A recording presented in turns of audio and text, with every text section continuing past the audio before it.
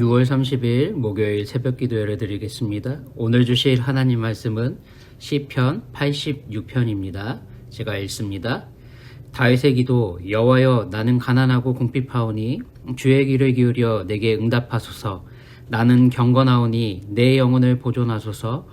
내 주 하나님이여, 주를 의지하는 종을 구원하소서. 주여, 내게 은혜를 베푸소서. 내가 종일 주께 부르짖나이다. 주여, 내 영혼이 주를 우러러보오니 주여, 내 영혼을 기쁘게 하소서. 주는 선하사 사죄하기를 즐거워하시며 주께 부르짖는 자에게 인자함이 후하심이니이다. 여호와여, 나의 기도에 귀를 기울이시고 내가 간구하는 소리를 들으소서. 나의 환난 날에 내가 주께 부르짖으리니 주께서 내게 응답하시리이다. 주여, 신들 중에 주와 같은 자 없사오며 주의 행하심과 같은 일도 없나이다. 주여, 주께서 지으신 모든 민족이 와서 주의 앞에 경배하며 주의 이름에 영광을 돌리리이다. 무릇 주는 위대하사 기이한 일들을 행하시오니 주만이 하나님이시니이다. 여호와여, 주의 도를 내게 가르치소서.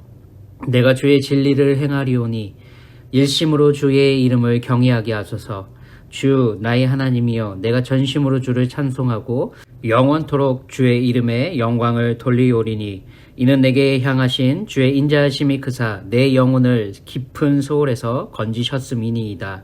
하나님이여, 교만한 자들이 일어나 나를 치고 포악한 자의 무리가 내 영혼을 찾아 싸우며 자기 앞에 주를 두지 아니하였나이다. 그러나 주여, 주는 긍휼히 여기시며 은혜를 베푸시며 노하기를 더디하시며 인자와 진실이 풍성하신 하나님이시오니 내게로 돌이키사 내게 은혜를 베푸소서. 주의 종에게 힘을 주시고 주의 여종의 아들을 구원하소서. 은총의 표적을 내게 보이소서. 그러면 나를 미워하는 그들이 보고 부끄러워하리오니 여호와여, 주는 나를 돕고 위로하시는 이시이니이다. 아멘. 오늘 말씀을 이해하는 데 결정적인 역할을 하는 표현이 있다면 그건 시편 86편의 마지막 17절에 나온 바로 이 표현입니다. 은총의 표적을 내게 보이소서. 바로 이 표현 말이죠. 저자 다윗이 고백하는 이 표현이 실제 다윗의 삶에서 어떻게 표현되었는지, 실현되었는지 저희는 이것을 확인하고 기억했으면 좋겠습니다. 은총의 표적을 내게 보이소서라고 번역된 이 은총은 저희들이 이미 알고 있는 성경에서 주로 은혜로 번역된 히브리어 헨이나 주일 2부 예배 찬양팀의 이름인 헤세드가 아닙니다. 히브리어 언어는 토브입니다. 즉 좋은 것, 선한 것, 아름다운 것 등을 의미하는 토브가 사용되었습니다. 원어 그대로 뜻을 담아 번역되어야 했는데 그렇지 않다 보니 저희들이 오해하지 않을 수 없습니다. 은총의 표적이라 번역하다 보니 뭔가 도드러지고 두드러지게 나타나는 기적을 우리가 기대하게 만들진 않았습니까? 혹자는 1절에 가난하고 궁핍하다 고백한 시인 다윗의 상황에서 이해하다 보니 엄청난 물질적 번영이나 혹은 안녕, 행복 등의 의미로 해석하기도 받아들이기도 합니다.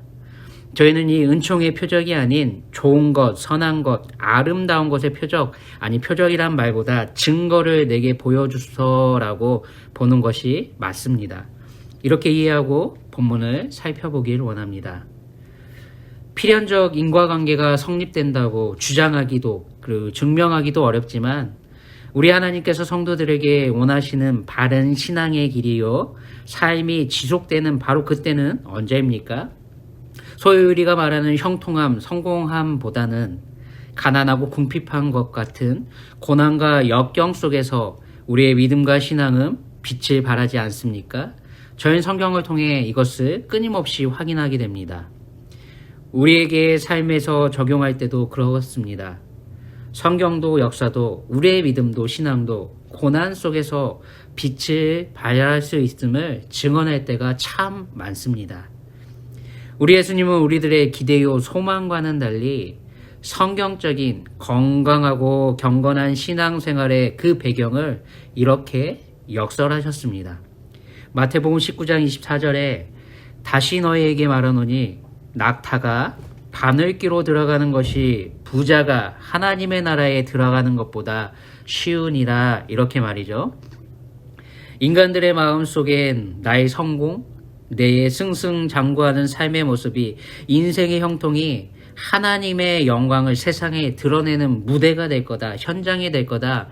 우리는 참 이 생각에 사로잡힐 때가 많지 않습니까? 하지만 다윗의 삶을 들여다보면 어떻습니까? 다윗의 믿음과 신앙이 절정, 전성기에 이를 때는 통일왕국의 왕으로 그가 등극하기 전이었음을 저희는 사무엘상을 통해 지속해서 확인해 보았습니다. 17절 다윗의 고백대로 나를 미워하는 그들이 보고 부끄러워하리오니 원문 그대로를 살려 번역하게 된다면 끊임없이 쉬지 않고 자기 자신을 미워하고 있는 상대들이 지속해서 부끄러워하게 될 거라고 다윗은 믿음의 고백을 하고 있다는 사실입니다. 왜일까요? 주 여호와께서 다윗 자신을 돕고 위로하시는 분이기 때문입니다. 다윗의 이 고백은 우리 하나님 여호와께서 다윗 자신을 도와주셨는데 그 이유가 바로 하나님께서 다윗을 위로하시기 위해 도우신 거라 말하고 있습니다. 사울은 자신의 왕자를 위협하는 인물이 다윗이라고 스스로 생각하지 않았습니까? 자신과 대조적으로 여호와 하나님께서 함께 하시는 다윗의 생명을 빼앗기 위해 안달난 이 사울, 그래서 직접 군사를 이끌고 추격하고 위협하는 이 사울. 하지만 저희는 엔디게에 있는 동굴 안에서 다윗에게 하나님께서 주셨던 정적 사울을 제거할 수 있었던 기회를 이미 알고 있지 않습니까?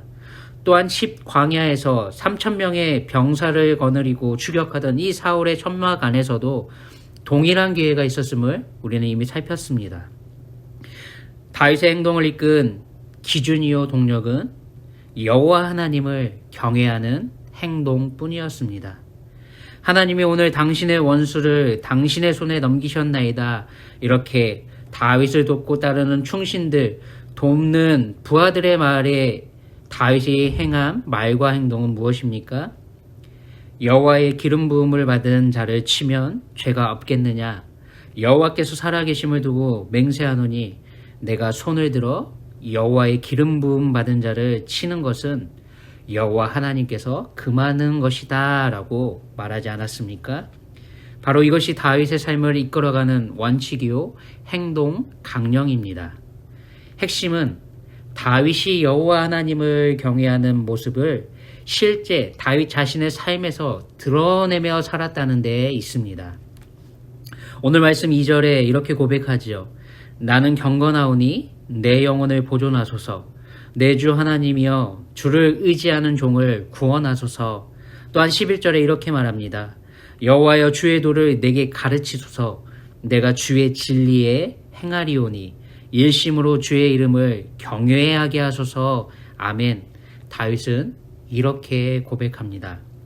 고난과 역경에 쓰나미같이 몰려오는 파노라마와 같은 다윗 자신의 삶을 여전히 지탱하고 보존하는 그 원동력이요 그 능력은 하나님을 기쁘시게 해드리시는 것이다 라고 다윗은 이렇게 고백하고 있습니다. 하나님께서 가르쳐 주시고 깨닫게 해주신다면 다윗은 언제든지 거리낌 없이 그 길을 걸어갈 거라 고백하는 것이 아닙니까? 끝까지 주의 이름을 경외하며 사는 삶이 다윗 자신의 유일한 소원이라는 것을 이렇게 고백하고 있는 겁니다. 경외하다라는 이 히브리어 야레라는 단어는 두려워한다는 의미를 기본적으로 갖습니다. 하지만 온전한 인격적인 관계 속에서 상대에 대한 존경하고 신뢰할 때 나오는 행동이 바로 이 경외하다는 단어입니다. 마치 거대한 폭포 앞에 마주섰을 때 우리가 경험하는 것과 같은 상대가 갖고 있는 위엄과 영화로운 거룩하심 등 앞에 내가 마주서게 될 때 나도 모르게 경배하고 공경하는 마음이 동반하며 함께 찾아오는 그 두려움, 이것이 바로 성경에서 말하는 다윗이 말하는 경외심입니다. 15절에 집약된 우리 하나님의 성품 이렇게 노래하죠. 그러나 주여 주는 긍휼히 여기시며 은혜를 베푸시며 노하기를 더디하시며 인자와 진실이 풍성하신 하나님이시오니, 즉 5절대로 주는 선하사 사죄하기를 즐거워하시며 주께 부르짖는 자에게 인자함이 후하심이니이다 라고 이렇게 고백할 수밖에 없는 구원을 베풀어 주시는 바로 그분이 우리 하나님이심을, 하나님의 성도인 우리들 자신의 삶을 보여줄 때 벌어지는 놀라운 승리의 바로 이 경험, 즉 우리를 핍박하고 괴롭히고 위협함으로 우리에게 고난과 역경을 안겨주는 상대라 할지라도 선으로 하나님의 성품을 닮은 우리의 삶에 맺혀지는 그 열매를 통해 이겨낼 수 있는 승리의 삶을 다윗은 지금 노래하고 있는 겁니다. 사울의 옷자락만 배웠던 다윗, 사울의 물병과 창만 들고 나왔던 바로 그 다윗, 이런 다윗을 향한 사울의 인정이요 고백은 무엇이었습니까? 사무엘상 24장 17절 이하를 보면 사울은 이렇게 인정하지 않았습니까? 나는 너를 학대하되 너는 나를 선대하니 너는 나보다 의롭도다. 내가 나 선대한 것을 오늘 나타냈나니 여호와께서 나를 내 손에 넘기셨으나 내가 나를 죽이지 아니하였도다. 사람이 그의 원수를 만나면 그를 평안히 가게 하겠느냐? 네가 오늘 내게 행한 일로 말미암아 여호와께서 내게 선으로 갚으시길 원하노라. 아멘. 사울은 소리 높여 울며 다윗을 향해 이렇게 시인하고 고백하게 됐습니다. 또한 26장 21절의 이하에 보면 사울은 또 이렇게 고백합니다. 내가 범죄하였도다. 내 아들 다윗아 돌아오라.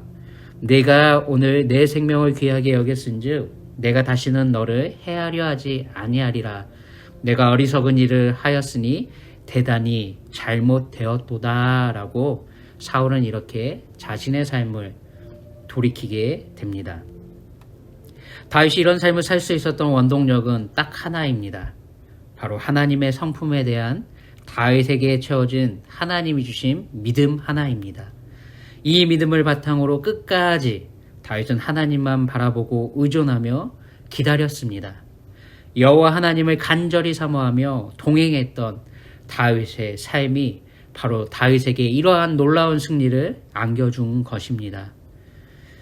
하나님께 온전히 부르짖는 다윗, 그런 자신에게 언젠가 응답해 주실 여호와 하나님에 대한 신뢰, 수많은 삶의 고난과 역경 속에서도 다윗 자신의 믿음과 자신의 영혼, 마음을 정금과 같이 연단해 주시는 그 하나님을 아는 지식, 바로 8절 주여 신들 중에 주와 같은 자 없사오며 주의 행하심과 같은 일도 없나이다.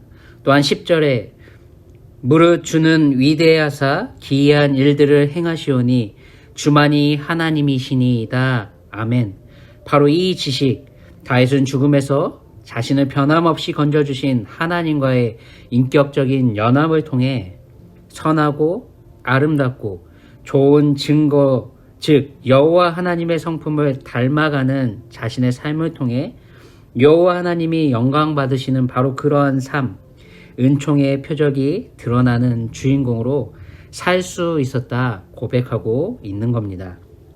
사랑하는 여러분, 선하시고 아름답고 좋으신 우리 하나님께서 오늘 우리에게 다윗의 삶과 같은 이 은총의 표적을 세상에 보이게 하는 주인공으로 여러분을 부르셨습니다. 오늘 하루도 하나님의 성품을 온전히 신뢰하며 믿으시고 기도드리시는 삶이 되시길 소원합니다. 하나님의 성품을 우리의 삶을 통해 세상에 반사시켜내시는 세상이 하나님을 경외하도록 인도하시는 귀한 오늘 하루의 삶 되시길 예수님의 이름으로 축원드립니다. 기도합니다. 하나님 아버지, 오늘 하루도 하나님의 성품을 세상에 드러내고 자랑할 수 있는 하나님의 성도로 살게 하심에 감사드립니다. 인생의 고난과 역경에서도 하나님을 끝까지 의존하고 바라보며 경외하는 다윗의 삶과 같이 저희들의 오늘 하루의 삶이 될 수 있도록 은혜 내려 주시옵소서. 교만한 자들에게까지도 다윗처럼 선하신 하나님을 전하는 하나님의 사람으로 살 수 있도록 주의 길을 가르쳐 주시고 인도해 주시옵소서. 존귀하신 예수님의 이름으로 기도드립니다. 아멘. 오늘 하루도 복된 하루 되시기 바랍니다.